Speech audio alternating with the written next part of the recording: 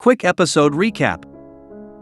Natsume informs Alexia of the current situation involving Rose.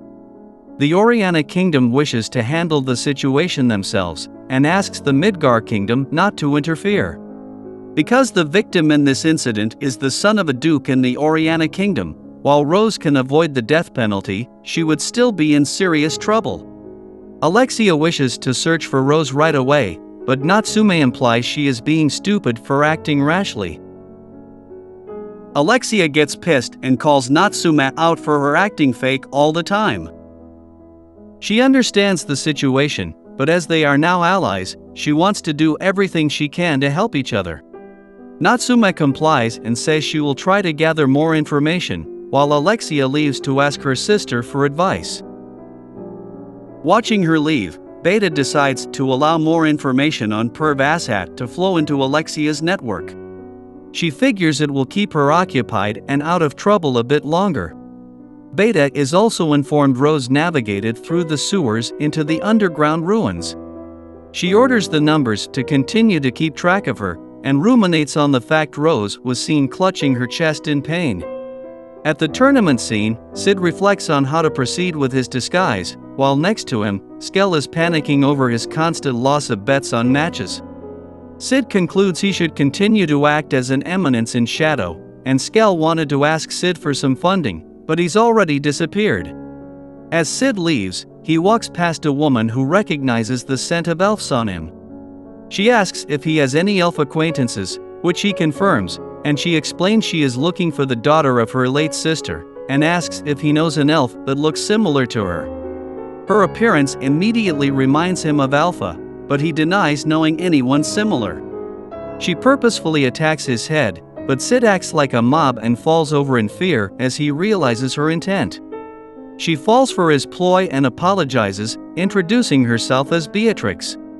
Acting mysterious and cool, she feels his hand while helping him up, and states he will be strong.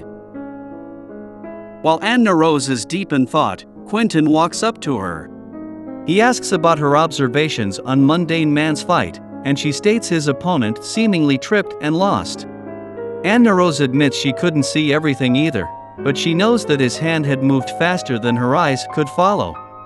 Quentin initially thought Mundane Mann was cheating by using an artifact, but concludes he's probably wrong based on what she said. They are hoping his next fight against Goldo Kinmaki will clear their confusion. Anna Rose states Goldo has never lost a fight, and explains it simply because he forfeits every time he knows he can't beat someone. Hence, in a way, he is undefeated. He is good at reading his opponent's strength, but the fact he is willing to fight Mundane Mann means he either can't read his true strength, or he is cheating. Immediately at the start, Goldo rushes to attack, but his attack is somehow dodged. Goldo anticipated a counter, but is left stunned when Mundane Mann simply sluggishly draws out his sword. Quentin wonders how he dodged the attack, and Anna Rose explains that he cracked his neck at that exact moment to dodge. Is it a coincidence? Goldo feels humiliated Mundane Mann didn't use the opening to attack, and decides to go all out against him.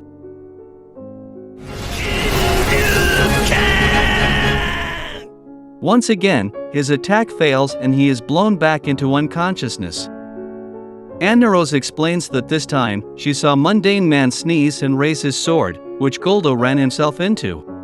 What a pathetic way to lose.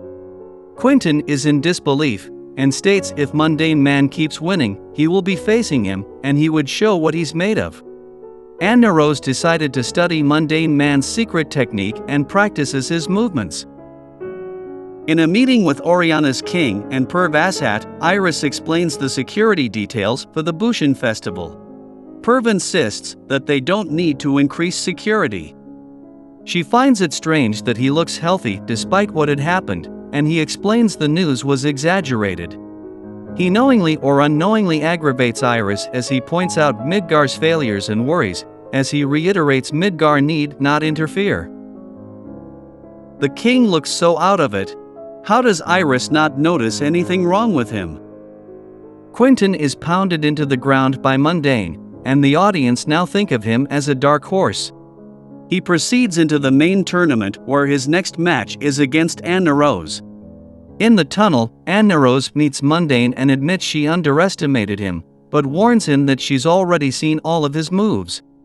Sid takes this as a chance to sound cool, and fires back with his own warning.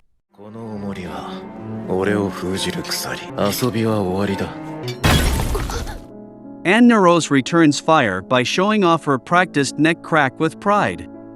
He walks away confused.